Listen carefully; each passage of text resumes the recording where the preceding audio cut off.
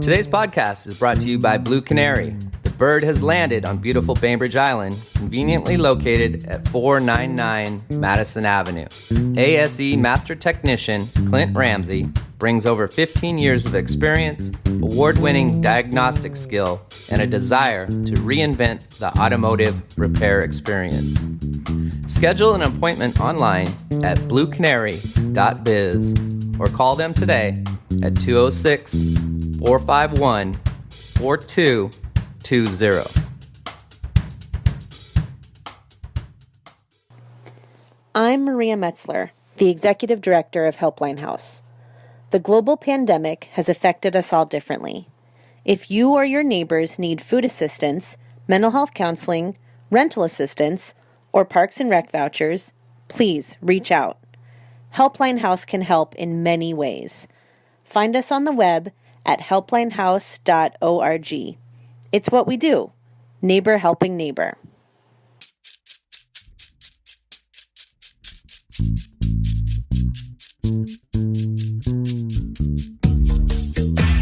I got something for your mind, body, and soul.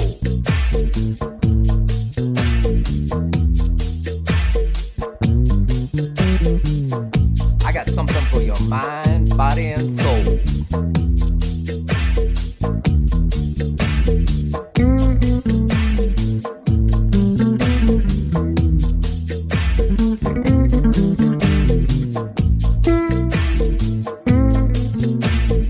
You have found the B.I.STANDER Podcast. Now here's your host with the most, Tiny Tim.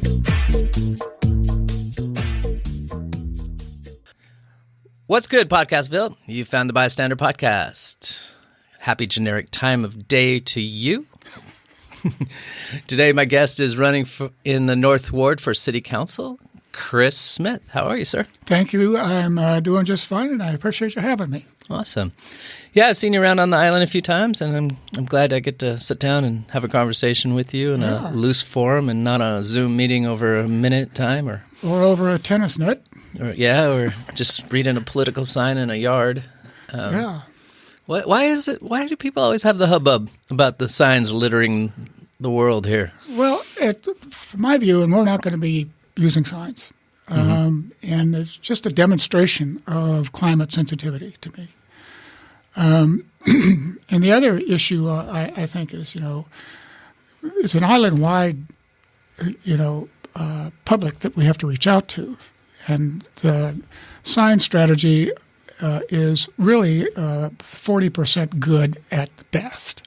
Yeah. So with all of the different kinds of ways of reaching out to people electronically, I think that, and through the publications like the Review, like talking with you and others, I think that there's probably a more, 21st century way of reaching the electorate. Right. There's a lot of old school ideas that are phasing out. We've seen it in the pandemic. How many businesses are not really viable businesses or necessity type businesses? Those are the first to go.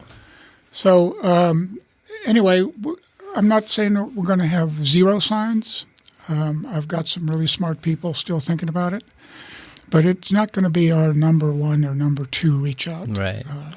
I think the big reach out is just to get people to vote in a primary in the first place. Right. And, it seems like nationally we have great turnout on Bainbridge Island. Yes, we do. Local politics, I don't feel the same way. It's difficult to say. I think that if we get people to a ballot, and get them to start marking ballots, that's pretty much the best we can hope for. Mm-hmm. And I'm totally okay with that. You've been on the island for a long time. Almost 25 years. Yeah. What are some of the things that you've seen that you just totally disagree with that makes you kind of excited to run for city council? Totally disagree is a stretch, but there are some things that I see that I wish could have been done differently. And excuse me for a moment. It just appeared to us that things could be managed a little bit better and with a little bit more proaction, getting out ahead of issues rather than following behind issues. Mm-hmm. And so my wife and I have had a lot to say to each other over the dinner table or a soothing adult beverage about, this traffic circle going in this way and that way, etc. So it made sense. Sorry about that. It made sense for us to look into what it is about city government that number one needs attention, and that what I can bring to the table.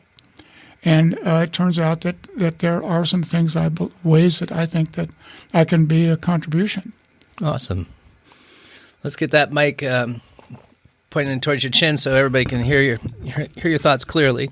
Thank you. So what type of things would you prioritize on City Council if you were elected? Transportation, I think, is my big issue. And it's my big issue because I believe that with the pandemic and with a whole lot of different pressures that have already been in place prior to the pandemic, population growth is going to impact Bainbridge Island more than it has over the last, say, decade or so. Population has grown on Bainbridge Island about 2% per year for the last 10 years. And according to some, demographics that I've looked at, I think that's going to increase for a couple of reasons. One is Bainbridge is still Bainbridge, and it's got the character that we like and that brought us here.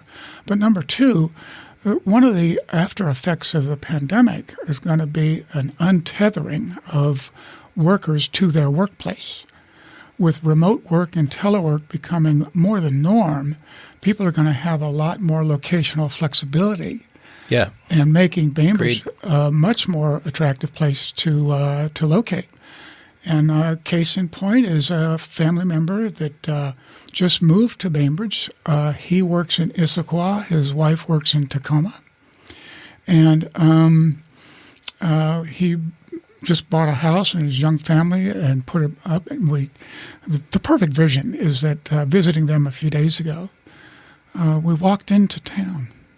Mm-hmm. And got over some trails, some connected trails through a park into the town, got some ice cream at Cafe Mora, walked back. Yeah. What a great way to, just a perfect version of what I'm hoping for.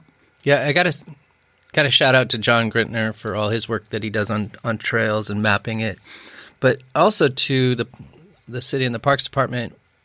I had no idea that little Suzuki Pond was off 305, the scenic highway on beautiful Bainbridge Island. That trail system there is pretty awesome. Mm-hmm. And now you can go the STO trail. Of course, you have to cross the highway through the crosswalk there. But then you can, in the future here, get on that trail, go around that pond, go right to a school or to a ferry or whichever direction you want to go. You're connected now. And it seems like the trail system on the island is just getting better and better. The trail infrastructure is great, and I'm going to foster that as a member of the council. Getting kids out of school buses and onto bikes and shoes to get to school. What a great idea! Mm-hmm. Just a really nice vision for where I'm going. So transportation has become one of my big issues. I think it's kind of number one. And multimodal transportation works, so where we can be on bikes and trails instead of on 305. Mm-hmm. With telework, we can be online instead of on the streets and on the roads. And so I'm really kind of very focused on that. How do you think we're doing? Because I'm a bicyclist. I showed you my crash pictures before we got on air. I'm sorry, I don't mean to laugh. No, laugh at my pain so others don't have to. There's lots of false sense of security on the roads, vanishing white lines, minimal shoulders. There's been improvements to some bike lanes. Mm-hmm. There's the new bike lane off the ferry right down the middle of Winslow. That's kind of confusing, especially if you're from out of town. Right. There's additional bike lane right there by the Grove community and the roundabout. So I'm seeing more, but being a somewhat bicycle enthusiast and back to your last point, my son rode the school bus one day out of his whole life, and now he's in high school. He will not have to be in transportation because we live so close to all the schools, and this is a very walkable island. Yes, it is. A lot of the times that he walked to school was on trails through the woods and, way off the road, which is just excellent. But as so many people are biking, it's becoming dangerous around here. It was dangerous for the jogger that unfortunately lost his life over there on Finch Road, and that improvement. I walk a dog out there in the mornings, and people are still whipping around that corner where that accident happened, even though there's a bit of a shoulder improvement there.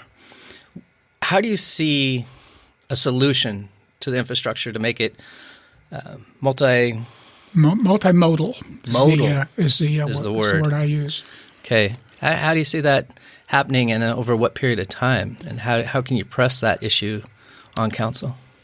I'd like to answer that with all the specifics that I would be able to answer it if I spent a little time on the council. Mm-hmm. But fostering something is one of the things that we do on the council, and one of the leadership models that I learned a long time ago was how to be an influencer. Instagram? Showing those clothes and the Gucci bags? Is that what you're talking about? I don't think so. Long time ago is way before Instagram. But in my leadership experience that I gained in the military and then afterwards during my career at IBM, influencing and teamwork are the ways to get things done. And so my sentiments that I have about transportation are not mine alone. Mm-hmm. There are others that have the same view. And what we need to do is team up with those that are like-minded, quote unquote, and actually work to get things done. My belief is that we're kind of letting things get in the way, and we need to overcome things rather than respond to obstacles. Case in point, linking up the trails might involve using some easements now that are not used on trails, not used for trails. Okay, and that involves going to property owners and talking about having a trail behind their property. And that's a sales job. And we take a look at the Burke-Gilman Trail in Seattle as an example. Those property values went up after the Burke-Gilman Trail went through because access to neighborhood centers and Winslow increases property value. My view is that if we approach the public with those kinds of considerations, we might make a little more progress in terms of using the trails and the parks to link up neighborhood centers for bikes, for walking, for the 8 to 80 crowd in terms of having access. Being able to get up and walk out to my backyard and get on a bicycle and pedal into Rolling Bay and buy some plants and pedal back to my house, that is extremely attractive to me rather than getting into my car and driving, and going there, etc. Well, it seems like the state has set aside a bunch of money for infrastructure, and why I bring that up is the ferry has been pushing towards going electric, and they've had some serious plans, but it seems like those plans may be in doubt now because that infrastructure money seems to be targeted towards a light rail to extend that from the airport to Boeing out there in Everett. Do you think that we can fund a better, electric system and electric charging station here on the island for the ferry? And then second part of that is how do we look towards the future on, electric cars in general being on the island and recharging stations? I think that the electric cars in general, and I hope to be one of them in a few years, is going to follow its own path. We already have charging stations on the island, and the ones that I've seen, frankly, are in front of the hospital clinic. And there's 4 charging stations there. Yes, one by Walgreens, couple on Winslow. Yeah, so it's not real common right now, but it isn't a totally remote possibility either. So charging stations for vehicles, be they bicycles or cars, looking toward the future, I don't think are going to be a roadblock. Pun is intended. Mm-hmm. But for electric ferries, that's a little bit outside my comfort zone to talk about how to electrify ferries, because those are great, big, giant engines that require a whole lot of electricity. And how could generate, on Bainbridge anyway, enough electricity to charge a battery-operated ferry, which I believe is the vision you were talking about. That's a little bit beyond my understanding. Mine too. Hey, so you've been here for 25 years. You were around with the privatization debate of power and electricity on the island. Mm-hmm. Can you bring me up to speed? I know that's been a while. Why people wanted that in the first place? I didn't want it. So I can't really help a lot at all, except that it might have been a measure of parochialism. And because Puget Sound Energy is this great big, thing over there on the east side, way on the east side, even beyond, my goodness, Lake Sammamish sometimes. Yeah. So, and it seemed like, and occasionally it does, seem like we're the last people to get support when the storms blow through and knock all the power lines down. View being that if we owned or had ownership more proximal to Bainbridge, then somehow there would be less trees and more people to repair the electrical grid when the storms came through. I didn't see that connection, so I wasn't really all for that.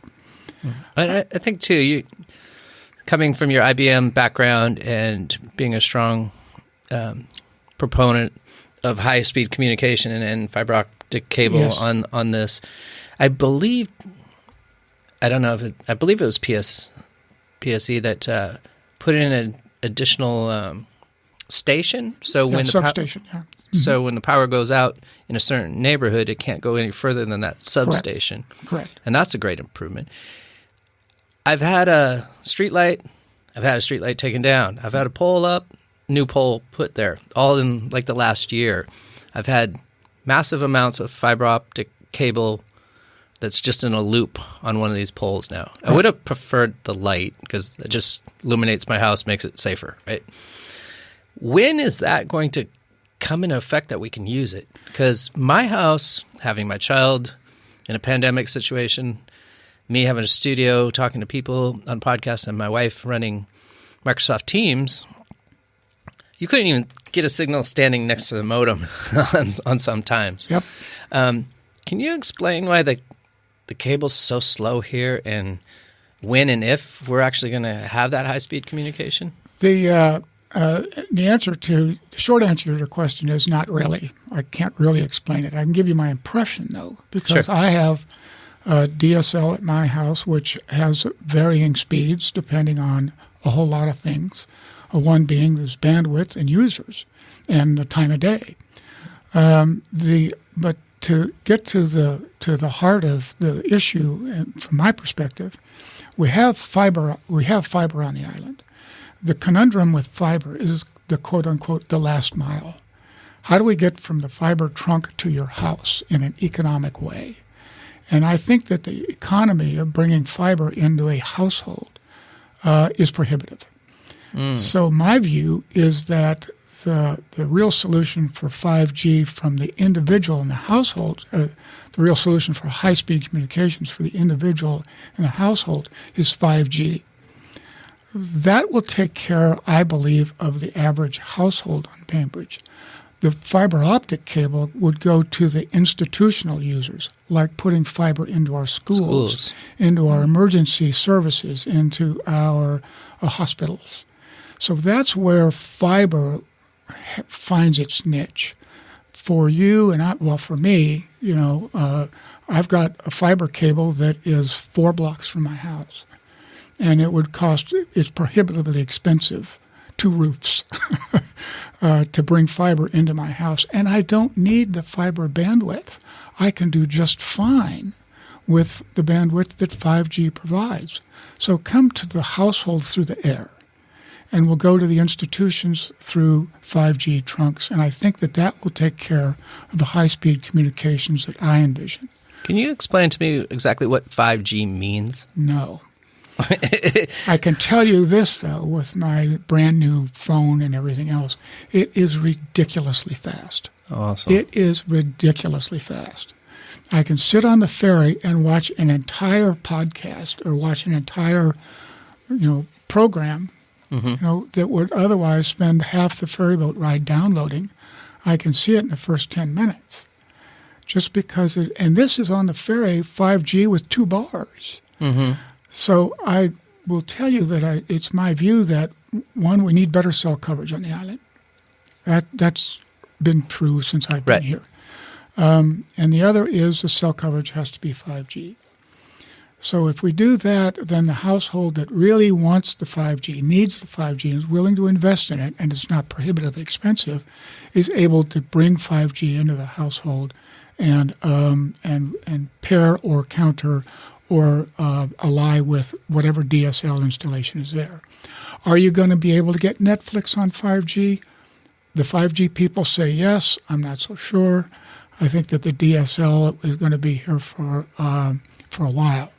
But it's definitely a worth considering as a high-speed carrier is bringing 5G and fostering 5G on the island. Okay, Infinity, Comcast, whatever they're called. Yeah. Is there a net neutrality problem where no matter if we pay the same amount, have the same speed modem, that they can choose to slow yours down any time of the day or slow mine down based on usage? Yes. How is that legal? Because you're buying a package for high-speed data. Mm-hmm. We're both paying the same price. Mm-hmm. But then I'm not getting full service for what I'm paying. Now, I answered your question based on my personal experience. I'm not an attorney. Fine. Yeah. But asking how it's legal is the flip side of weighing is it illegal? Is it a right thing to do? That's my that's a different test. question. That's a different question. Yeah. And it depends on the intent. If the intent is to punish the user who doesn't give them $80 a month or $100 a month worth of downloading things and services, bandwidth, and to punish the user who's only given them $50 a month, I have issues with that. If the intent is to maintain a base level of bandwidth across a wider range of users or whatever it might be, then I can't oppose that. So based on what I know, and that's the key is knowing things. Is knowing things. That would be my view. And I could sit there and look at the DSL speeds. Mm-hmm. Okay, in my house, and I can watch them fluctuate. And I can almost tell you what time it is by the speed of my DSL. It's like the tides, huh? You kind of know that it's going to go out at a certain time each day. So that's my opinion of that side of high-speed communications. But the high-speed communication that I'm talking about, indoor schools, hospitals, schools, firemen. EMT, firemen, all those things, not DSL, 5G and fiber. What's your views on the remodeling of the police station? And I know that we're looking back here a little bit on a previous purchase that the City Council has made to improve the courthouse and police station. Do you have any viewpoints or thought process on that? A lot of people have given me a lot of opinions about the fire station. Mm-hmm. I'm really frankly surprised. Police station. Sorry, the police station. I'm frankly surprised that a hospital could be turned into a police station. I've been in hospitals, sad to say. It's hard to keep a hospital open here on this island. Yeah. Well, but to the point, police stations have a whole lot of different things in there, like cells and bars and jails and stuff like that I've never seen. Rooms to get to know people. Exactly. Or avoid knowing whoever's in there. So I was surprised that a hospital would suffice to being a police station.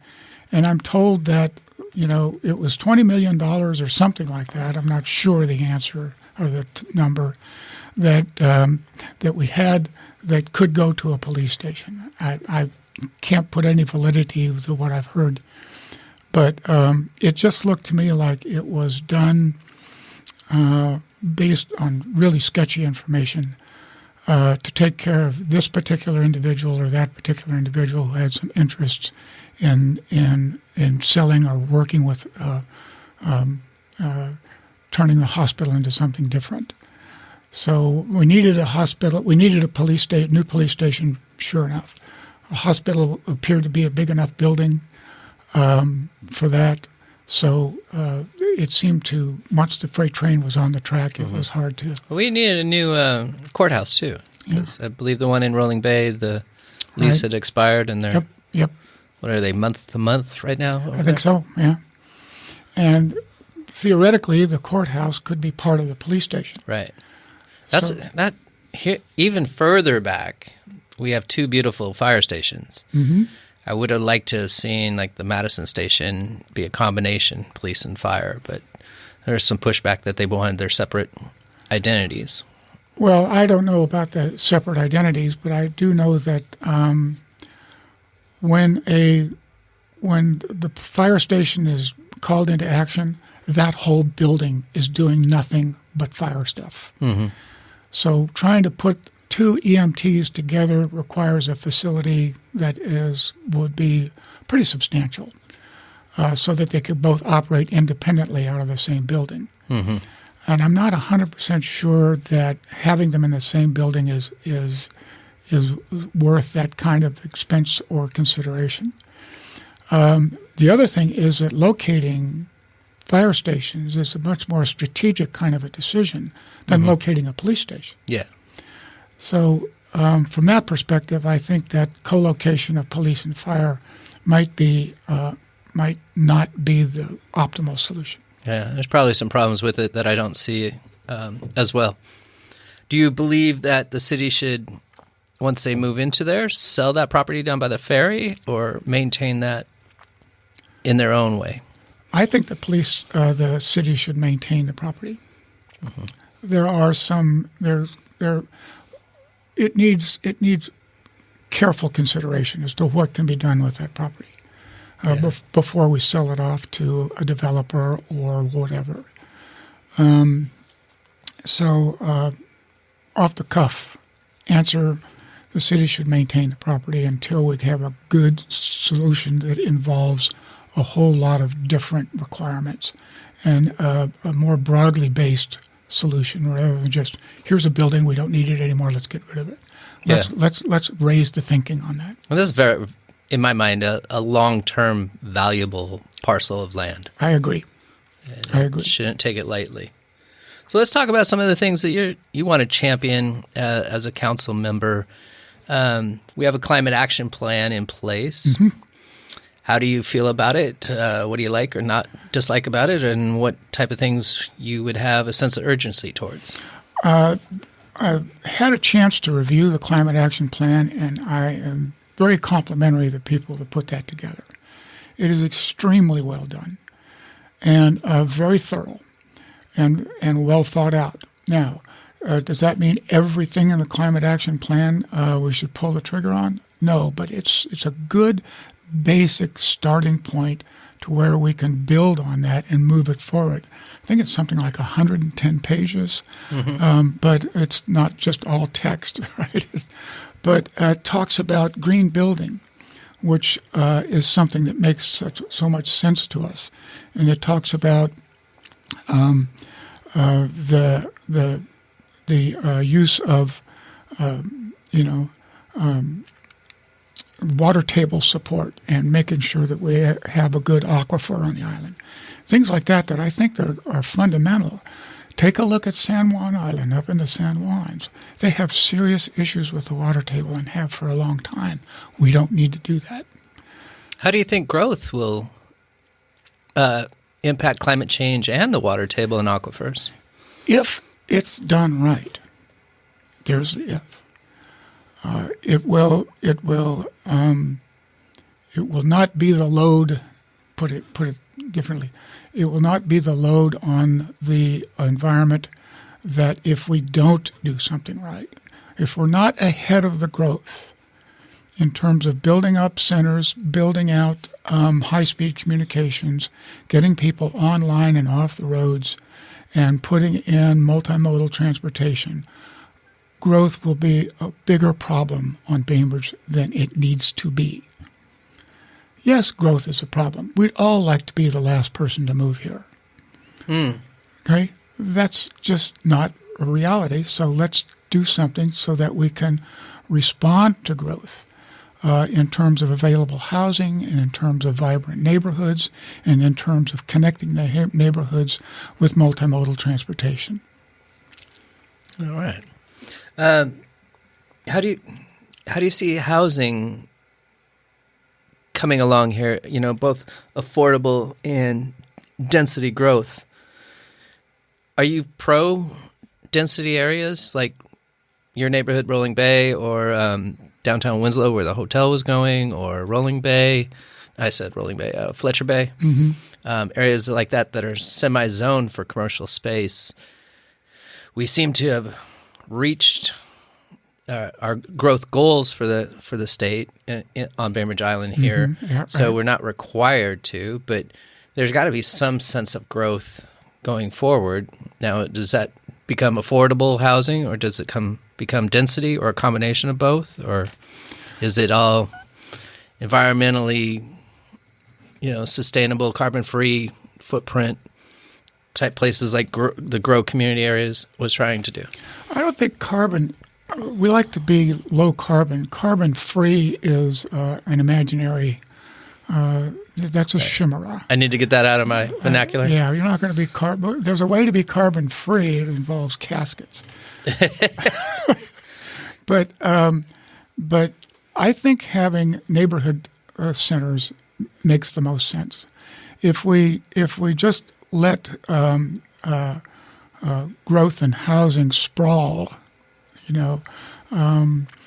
we'll have a Los Angeles, situation where neighborhoods just spread all over, all the trees are gone, and there are no green spaces for, what is it? Cat Stevens, wonderful Teaser on the Firecat song. Where will the children play? Yeah. Great reference. Yeah, I'm kind of that guy. So that's no sprawl. Go ahead and have some density, but not overdo it. Is that what I'm hearing? That is correct. Well done. Thanks. Trying to summarize for the average Joe like me. Please tell me a little bit more about what your vision is and what made you put your hat in the ring.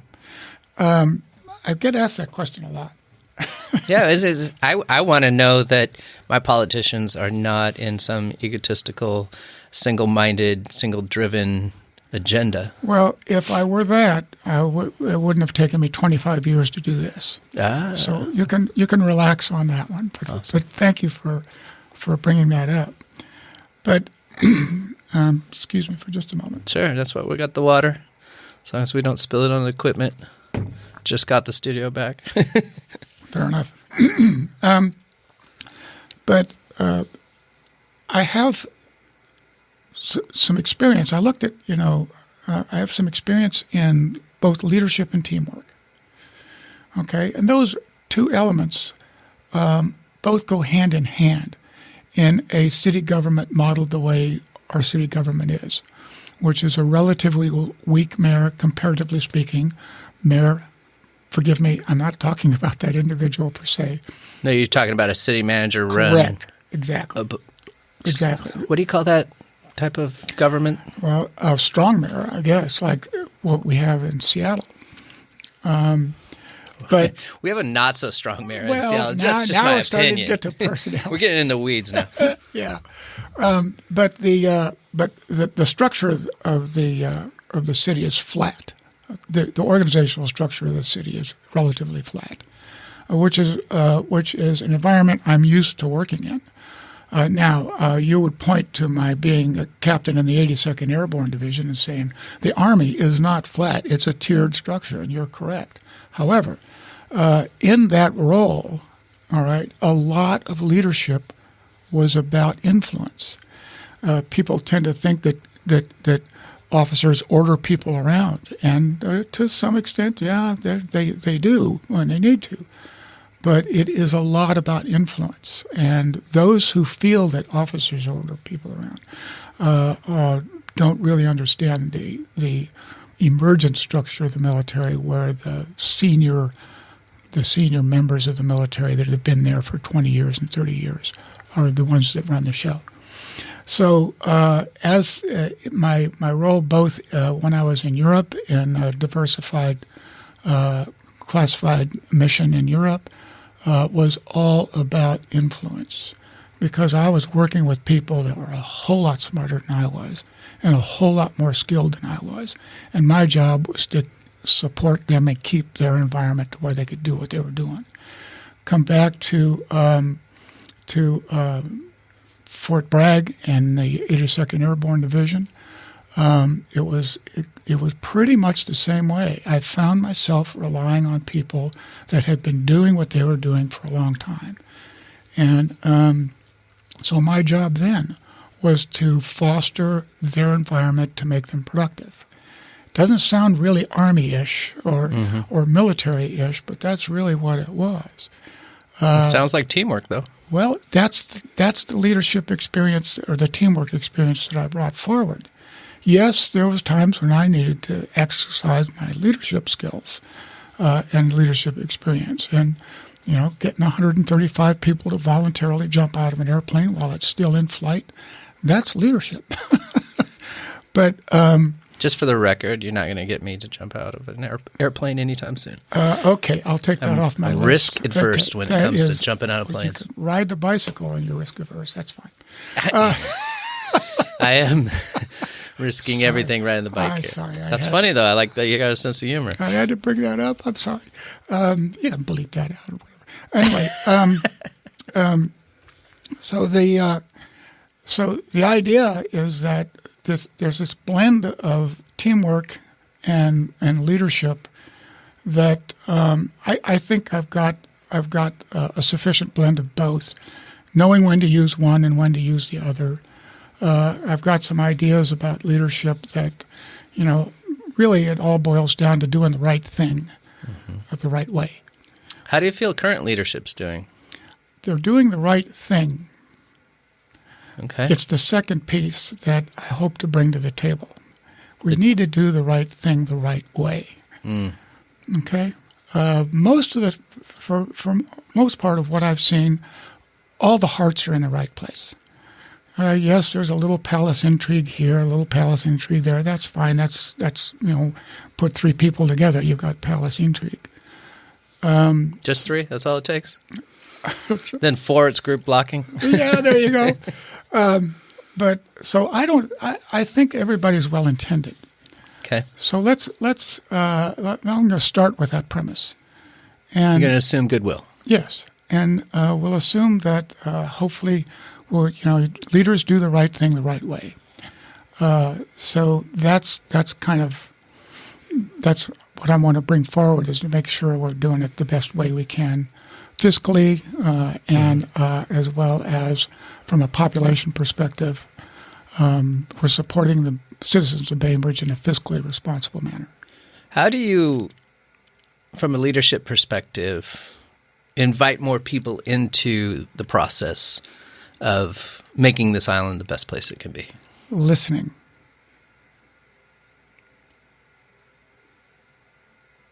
You still listening, everyone? I hope so. Yes, but somebody has to speak up. Okay. And say, I answered your question. Yes, this is what I'd like to see, and this Not is what I wouldn't. Hearing, but actually listening. and focus on who we're listening to and why.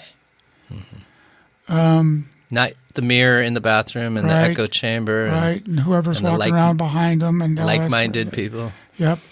And I learned that early in my IBM career. So that's I often say short answer to your question, but it's the full answer. I often say I'd be a much better space right now if I had learned empathy a lot earlier in life. Yeah. True enough, and I agree. We've all, I think, it's one of the things that we gain as we add years to our life is understanding. Boy, I sure could have done that differently, and then learn from it. Actually, learn from it rather than tread the same ground twice. Wisdom comes over time. Unfortunately, what is it? The term that we use? I'm a flight instructor, and we have a term in flying that experience is a wonderful teacher. The trouble is, she gives the test before she gives the lesson. I love it. So there you go. Chris Smith, North Ward, running for City Council. Where can people learn more about you? I've got a website coming up soon, and it'll be Chris Smith for BainbridgeIslandCouncil.com. And I've got, let me make sure I get all the information correct here, because it's still under construction. Gotcha. So my email is csmith4 BI-Council at gmail.com. And the website will be www.chrissmith4bicouncil.com. Very simple. So I look for, and if you see me walking down the street with a lapel sticker, introduce yourself. Awesome. Do you have any gigs coming up where you're going to be talking? I do not. I'm reaching out to some other places, but we're getting our outreach program underway. We're not in the primary, so there's a little bit of runway. We've got a little bit of runway to get the strategy together, get the message together, and continue the Chris Smith listening tour. I love it. Which is where I am right now. Well, if you have anything more to say here in the future, you're welcome to come back on, and we can talk about anything that pops up between now and then. I appreciate that very much, and I certainly appreciate you allowing me to reach out to you and have this conversation. Awesome, Chris. Thank you so much. You've been listening to The Bystander. Be kind.